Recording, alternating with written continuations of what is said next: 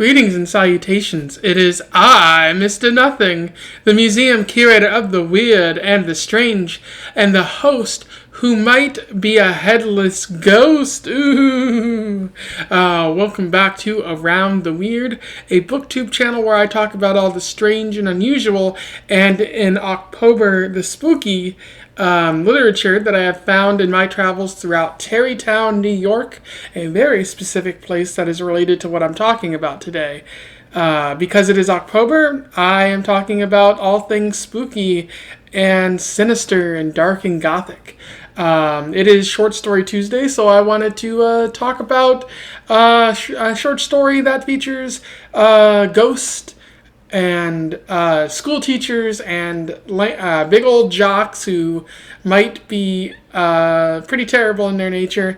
I am talking about The Legend of Sleepy Hollow by Washington Irving. The Legend of Sleepy Hollow is a classic in American literature. I think people are taught it in schools all around the country. It's just one of those things that you just know by the time you turn 18 off the top of your head, as it's reiterated throughout pop culture, in movies and in books, TV shows, what have you. For those that don't know about Washington Irving, he was an early American author, pretty prolific. He was known for writing short stories like The Legend of Sleepy Hollow and Rip Van Winkle, as well as The Devil and Tom Walker, which I want to get around to at some point in the near future, because it's one that I remember and it's a pretty good one. He also wrote a number of books, including nonfiction. I consider him one of the great myth makers in American history, documenting, early American history, our thoughts, our fears, our hopes and dreams, and putting them to paper. He borrowed a lot from the old world as well, European cultures and whatnot, which I think we'll find in this story. He was a myth maker in that I think even though he wrote nonfiction, he still put a bit of a spin to it, as he wrote a bunch of biographies about American people such as Christopher Columbus, although he was Italian, and George Washington, and I can't help but feel that maybe he probably lied. I haven't read those books, but I no doubt believe that they have a bunch of tall tales in them that only exist to build up their legend, and instead of presenting the actual person who was in those stories. So Washington Irving is a pretty decent author and worth checking out. Without further ado, let's get into Sleepy Hollow. I'll provide a little summary, a little analysis, and we will move on from there. The Legend of Sleepy Hollow starts with Washington Irving describing the area around Tarrytown, New York, which is about where Washington Irving was from. So he was writing about what he knew. And he describes the locals and some of the landscape and scenery. It sounds idyllic until it gets later in the story, in which case it does not sound idyllic. And then he gets into some of the superstitions around the area, including like the woman in white and some ghosts. And finally he gets around to talking about the Headless Horseman, who was a ghost of a Hessian soldier who was said to pass through the Sleepy Hollow area, going to and from a battlefield where he lost his head, and at the before morning he has to get back to the church, races back to the church and vanishes in the flames to go back to whatever afterlife he's in. So he's kind of haunting the area. Some people believe it and some people don't. He also goes on to describe Ichabod Crane. Ichabod Crane is a local school teacher. He's described as very lanky and oddly proportioned. I like the way that Irving describes Ichabod. It's kind of silly and goofy, kind of a down on his luck kind of dude. Because he doesn't make enough to make ends meet, he often boards up with the parents of his students. He's described as a fine fellow. He he's good with children, and the parents like him. At this time, he falls for Katrina Van Tassel of the Van Tassel family. They are one of the more wealthy people in this area. And so for Ichabod, this represents a chance to climb up in status and find a better life for himself. So he might not have the best of intentions to be with Katrina, but I doubt anybody really had the best of intentions back in the 1700s. So whatever works for Ichabod, I guess. But the issue here is that Katrina has many other suitors. Although with the arrival of Ichabod, it proves that he might have won her heart. Might have is the key word there. There's another man in Katrina's life named Brom Bones, who is described as a meathead jock who likes to cause trouble. He frequently whoops and hollers through the countryside at night. I think in an effort to spread those superstitions, he likes playing pranks and whatnot. And Ichabod's burgeoning relationship with Katrina puts him at odds with Brom. Brom, who likes to bully Ichabod and make life kind of difficult for him, doesn't like that Ichabod is trying to move in on Katrina when Brom clearly has already staked his claim, so to speak. You gotta love possession of women, it's super fun. I'm being sarcastic, of course. Ichabod is invited to a big party where hopefully he thinks it'll help him get closer to Katrina. And through the night they discuss the superstitions, and Brom talks about how he saw the Headless Horseman before it burst into flames, and it sounds like he's just making things up to sound important or whatnot. Ichabod tries to participate as well. However, Irving doesn't describe what happens at the party, but he does describe what happens afterwards and how Ichabod goes home disappointed, as if he might not be very successful with Katrina, and so he might have to find another way to find love or whatnot. So he heads home in the middle of the night, kind of cautious of the whole area. He turns around and he sees a mysterious silhouette.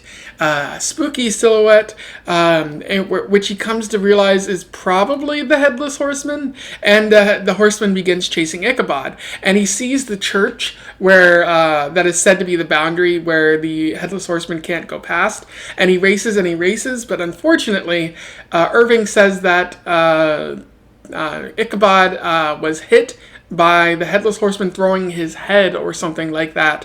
And the next morning, they find Ichabod's horse, and next to it is a smashed pumpkin. But they can't find Ichabod anywhere, and they do engage in a search that proves fruitless in the end. Ichabod goes missing, and some people report that they see him in other places in New York, that he moved on and became a school teacher and a lawyer and found better success in other areas. However, a lot of people speculate that the Headless Horseman just straight up killed Ichabod, and it was never to be seen again and may in fact have haunted the schoolhouse. However, whenever people tell this story to Brom, he laughs and chuckles as if he knows something about the disappearance of Ichabod. It would certainly make his life easier if that happened, as he married Katrina right afterwards. So maybe he stood to gain something from Ichabod's disappearance. And that's where the story ends there. So in terms of analysis, there's a couple things I want to talk about here. The first is what I noted before, how Irving combines old world mythology with the new world to create American mythology. He did that with The Devil and Tom Walker by building on the idea of the German story of Faust. He also did Rip Van Winkle, which was based on a Dutch story. And he does that a little bit here too, by introducing a ghost story, which is popular in Europe, and he kind of imported it over and told the story of a Hessian soldier who lost his head in battle. So he's combining the stories of the old world with the new world, and in the process he creates American mythology. It seems simple. It's not actually simple. You have to be really good at storytelling for that to happen. But luckily, Washington Irving is very good at storytelling.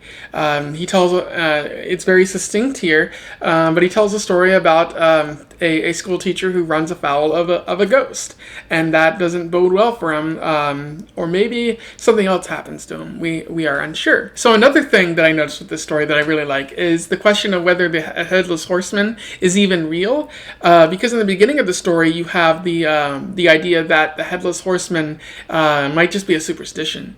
And there are other people who believe that the Headless Horseman is fully real. Brom even notes that he's seen the Headless Horseman, although his word isn't really to be trusted.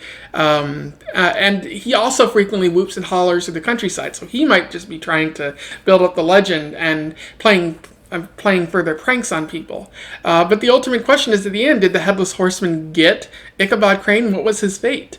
And because you could see this as Ichabod being killed by the Headless Horseman, probably taking his head and moving on in the afterlife, or you could see this as Ichabod suffering a different fate.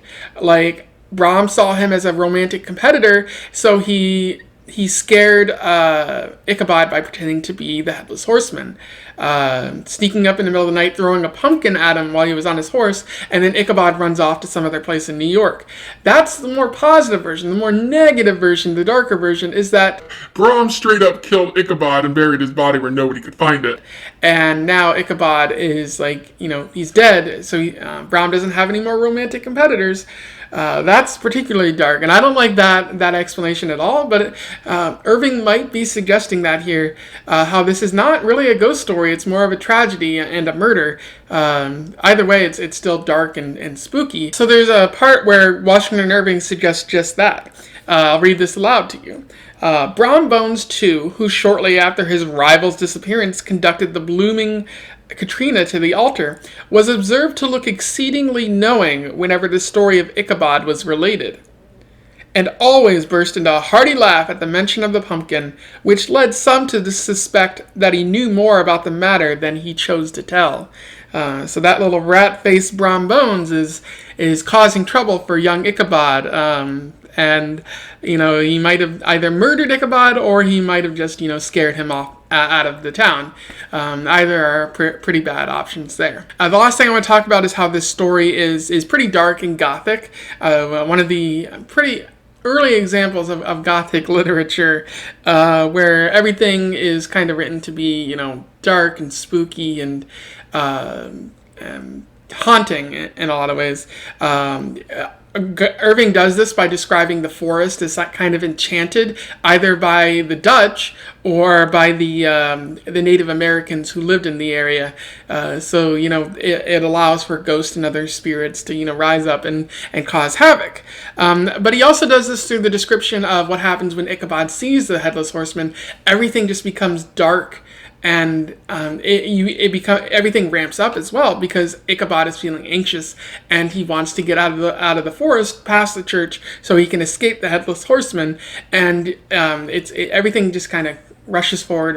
It's good writing on Irving's part, because you get in the mindset of Ichabod and you want him to make it there, but unfortunately he does not.